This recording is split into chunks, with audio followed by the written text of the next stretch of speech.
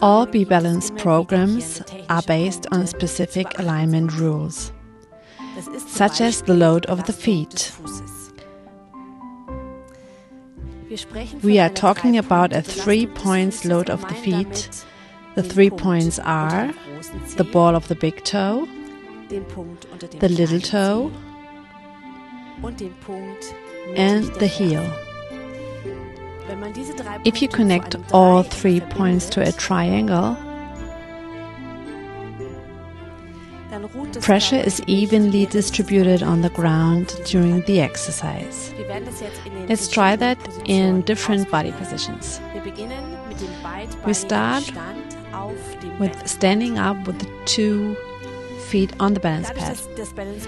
The balance pad is unstable, and this wobble effect makes it very difficult to hold balance and to distribute the pressure evenly on the ground. It might happen that the inner side of the foot has more weight than the outside.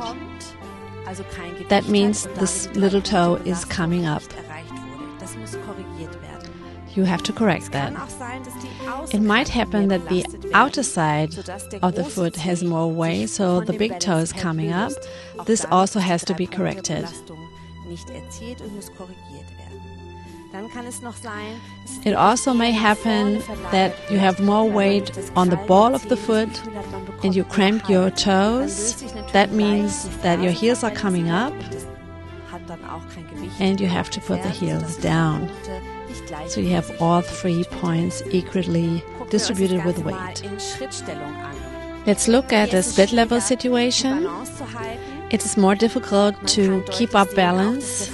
There's a higher need of stability. The front foot has to be pointed outwards. You have to watch how bent the knee has to be and make sure that all 3 points are distributed equally with weight. In this position also. The next standing position is the wide squat with 1 foot on the balance pad. It might happen that you open the legs too much so that the outer sole comes up. That means you have to bring the feet closer together. All toes are in line.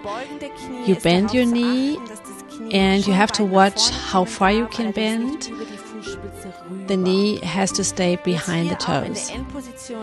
In the end position, all 3 points are equally distributed with weight. Now, if we look at a one-leg position, even more difficult, higher need of stability is required.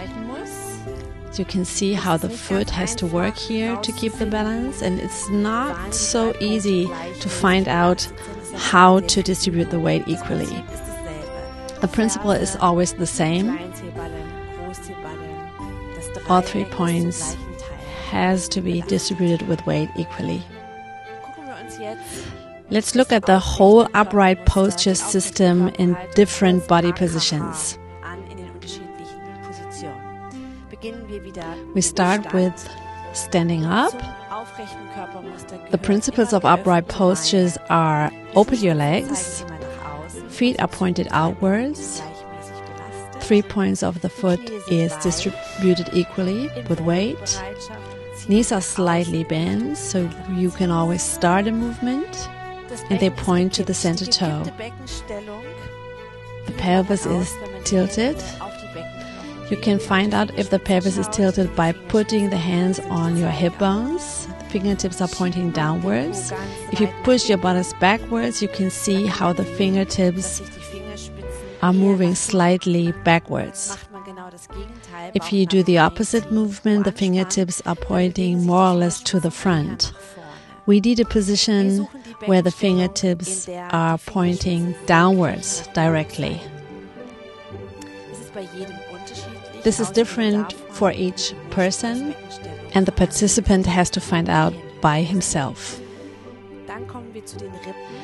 Now we come to the rib cage. Both hands under the last rib, fingertips are pointing forward, and you push your ribs to the front. in direction of the fingertips. Put one hand on your breast and lift up your breastbone. So that means the thorax lift is to the front and up. Let your hand go. Both shoulders are pushing down and back. And the neck is always long, the chin is pushed backwards. In this position, the body is aligned in upright posture, and we now have an evenly formed lordosis between the middle chest spinal column and the sacrum in order to achieve axially pressure. Looking at the arms are always straight, palms to the front, fingers spread, and sometimes the wrists are stretched. Let's look at the position on all fours.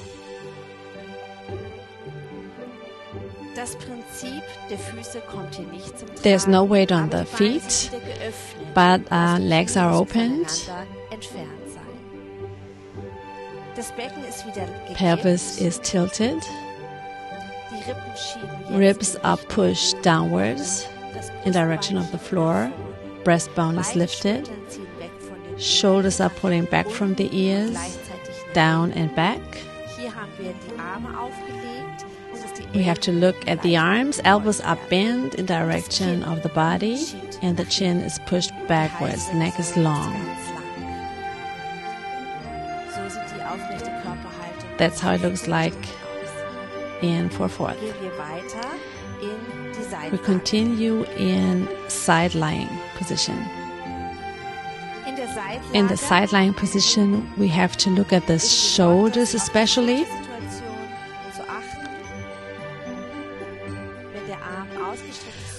When your arm is long and lying on the floor and you rest your head on your arm, make sure that both shoulders are pushed away from the ears.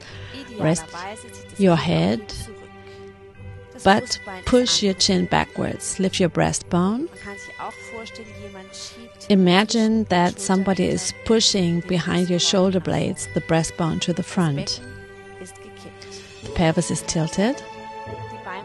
The leg position varies from exercise to exercise. The upper body position is always the same. If you change the sides, it's always good to do that in coming up into a sitting position. And even in the sitting position, you have to watch the principles. Open your legs, bend your knees. They are pointing to the outside, in direction of the center toe. Flex your feet.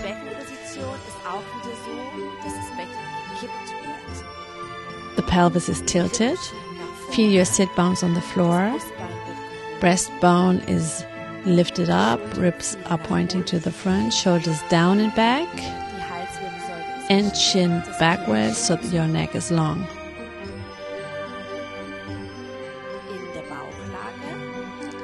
Coming to prone position. Maybe you find the position of the legs quite unusual, but we also have to keep up the principles of upright posture here. So what we saw in standing up is the same here now. We open the legs, knees are pointed to the outside, and they are bent. That also provokes a pelvis tilt. Feet are flexed. Pelvis is tilted.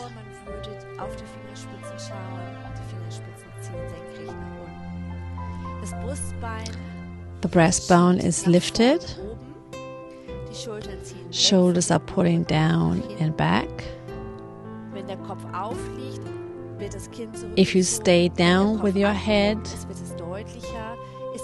and also when you lift up your head, make sure that the chin is pushed backwards so your neck stays long. In supine position, we find the same principles.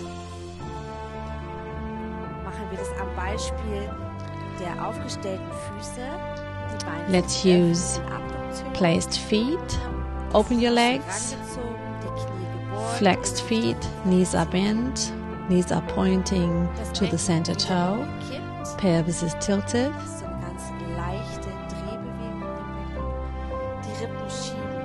Ribs are pushing to the ceiling, and the breastbone is pushing to the ceiling. Shoulders down and back. Chin is pushing backwards. Your arms away from the body. Straight elbows, spread fingers, palms to the ceiling.